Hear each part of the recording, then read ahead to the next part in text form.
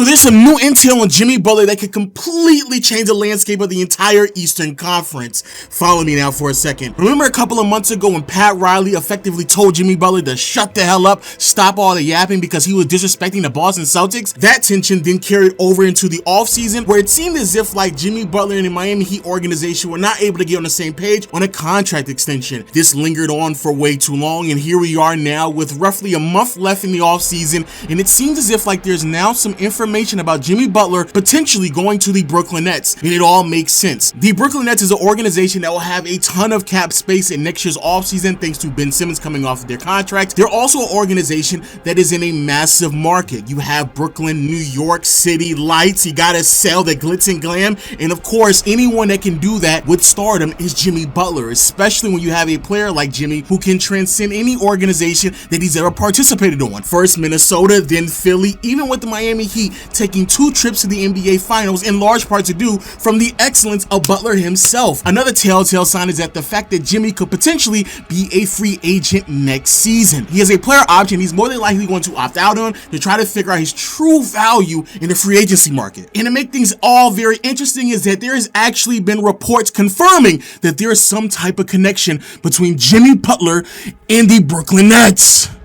Did I sell that enough for you? I don't know if I did or not. I cannot believe that we are here, middle of September, about a month away from the new season, and people are actually falling for effectively a contract negotiation between a player and a team, because I cannot believe that you all actually believe that Jimmy Butler is on the chopping block to go to the Brooklyn Nets. That makes absolutely no sense, and I was ignoring this over the past week because I just deemed it necessary. I'm not going to sit here and participate in Jimmy Butler trying to gaslight the entire NBA community for a contract negotiation with the Miami Heat, but here we are now. A bunch of people making videos on it. People are asking my opinion on it, and I'm here to tell you, bro, none of it is real. None of it makes any sense at all. I can't believe we're still falling for this in big 2024. First and foremost, if it ain't come from Woj or Sham or Brian Windhorst or Chris Haynes or Zach Lowe or Kevin O'Connor, like someone of credibility, hell, I would even take a Shannon Sharp IG Live at this point, because there's absolutely no way that any of us in the NBA community is going to take rumors about the NBA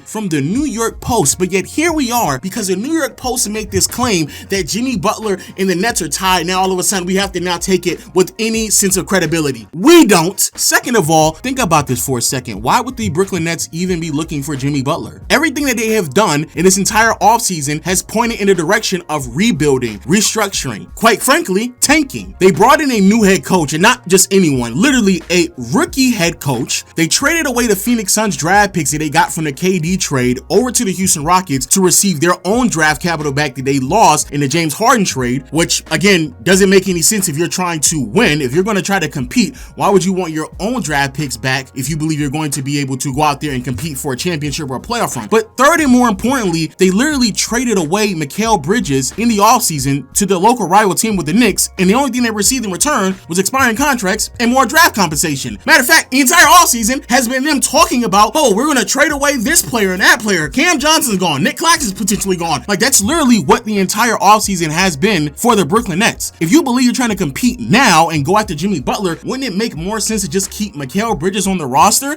And for people out there who are going to sit here and say, oh, they had to trade Mikal because they have to just free up cap space. Bro, they would have had enough cap space even if Mikal was on the team to just outright sign Jimmy Butler in the upcoming offseason for probably more money than any team in the NBA was willing to give him. You would be way better off having a team that features Jimmy, Mikal, Nick Claxton. That low-key sounds like a really solid defensive unit if you ask me, and also go out and get a head coach with experience, not a rookie. You would go actually get an experienced head coach, because that's something that Jimmy Butler's had a problem with literally in his last 2 or 3 previous stops before he got to the Miami Heat. So none of that makes any sense at all. I'm just going to say it, get the cat out of the bag here.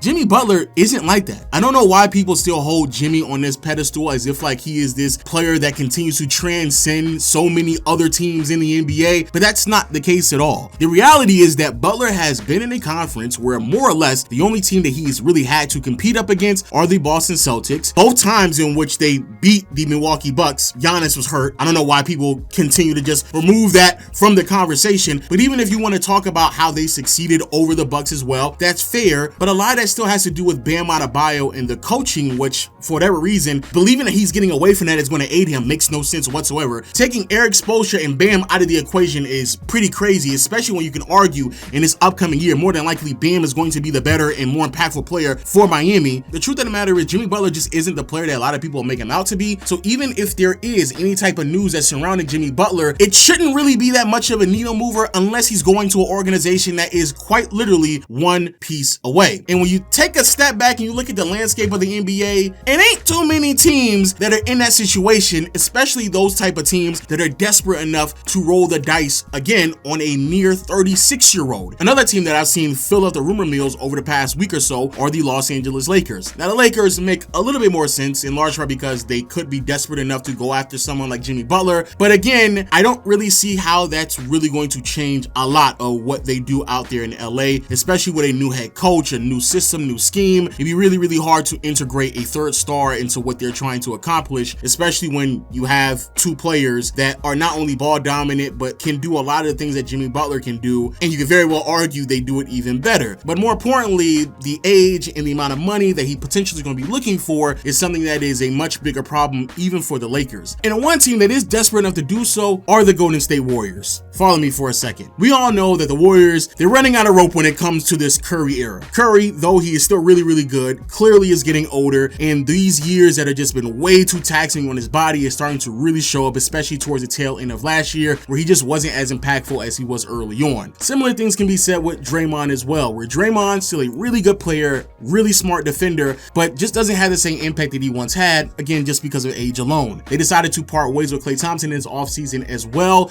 and got nothing for him in return, and in an attempt to try to juggle assets with some type of steep financial commitment, they turned out not getting anything for Chris Paul either, which was certainly concerning. But in my opinion, what was easily the biggest red flag throughout his entire offseason is when Curry was given the opportunity to sign a contract extension. Instead of signing one that extended out to 2 or 3 years, he only gave the Warriors one more season. That's it, which obviously means that either A, Curry is looking at retirement sooner than later, or B, he is giving the Warriors a defined timetable to figure things out, and it ain't an extensive one at all. And so if you are the Warriors, it would make sense to go after someone like Jimmy Butler, even though he is 35 years of age, because you want to maximize his next year or two. And what makes things even more interesting is that the Warriors actually have the assets to go after him sooner than later and leave Miami with a pretty good haul. And of course, the piece that I'm referring to is Jonathan Kuminga. Kuminga has been the center of trade talks over the last 2 to 3 years now, in large part because he is their last piece. Wiseman didn't pan out, Poole is no longer on the roster, and somehow, some way, Wiggins' production and impact has fallen back off once more. But there is still a lot of promise and potential with Kuminga, a lot of which was seen in this last season towards the tail end, where he received a lot more responsibilities, minutes, and he looked really, really great in that role. However, there's a lot of hesitation from the Warriors because they truly believe, and understandably so, that they could be trading away a player that eventually would be better than whoever they receive for him in return. But something very interesting occurred a couple of months ago when it came to the Lauri Markkanen trade talks, where again the Warriors were in conversations to receive Lauri Markkanen, but unfortunately they fell through. But instead of Kuminga being the piece that was untouchable, it turned out to be Brandon Podziemski. Now B-Pods in this last season has also shown a lot of promise, and he's also been a young player who has been in a lot of trade conversations, but hasn't necessarily received the untouchable label until the Markkanen conversations started to dissolve. And a lot of people like myself assumed that it would make a lot of sense just to throw B-Pods in there if you were able to keep Kuminga, but it seemed as if like the Warriors were fine with doing the inverse. For the first time in the past couple of seasons, the Warriors were willing to move Kuminga instead of B-Pods, which has really intrigued a lot of people, including myself, and quite honestly might be the answer to how they're able to receive Jimmy Butler. The Warriors receive a player that they already know will be impactful out the gate and instantaneously will change their fortune, even in a very difficult and complicated Western Conference, while the Miami Heat could receive a young forward in B-Pods that actually fits pretty seamlessly in what they're trying to do if he's able to reach his potential,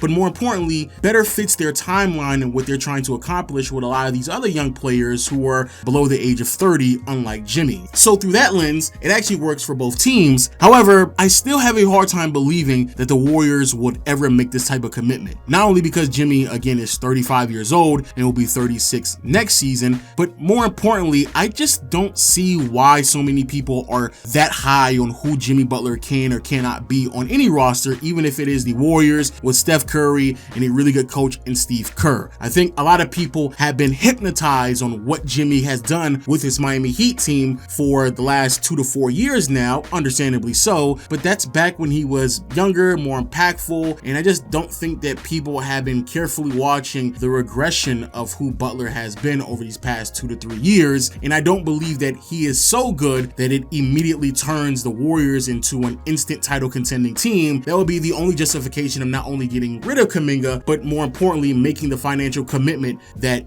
Jimmy Butler is looking for with any team. Which then brings us back to the original point, which is Jimmy Butler and his representatives making up these fake trade talks, these fake rumors, just so he can gain leverage from the Miami Heat, because that's more than likely where he actually wants to be, but still wants to earn as much money as possible. But that is a very, very steep commitment to ask of anyone for a 35-year-old who has shown very clear regression, who isn't available at all. But more importantly, Jimmy Butler is no longer a fringe top 10 player. There's so many other players who are ascending while Jimmy is regressing.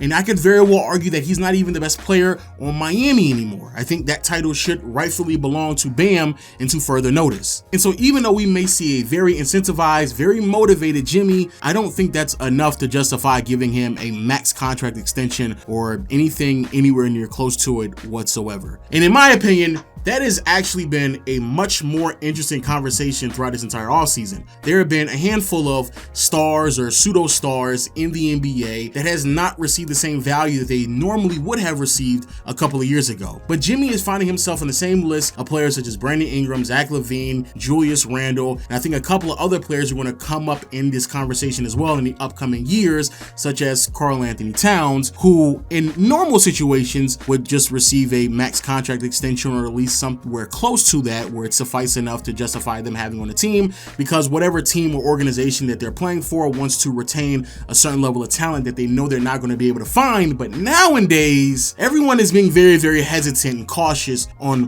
where they make their commitments to, even if it means that they might slightly be even overpaying role players rather than someone like a Jimmy Butler or a Brandon Ingram. All very interesting, and I think that's actually something that I do want to theorize and talk about in my next video. So make sure you hit the subscribe button, notification bell, so you won't miss out on that video. But more importantly, don't fall for Jimmy Butler fake trade rumor talks, because they're not real. No one really wants Jimmy Butler, especially at the price point in which he's more than likely asking for. 35, not really available, regressing on who he is as a player.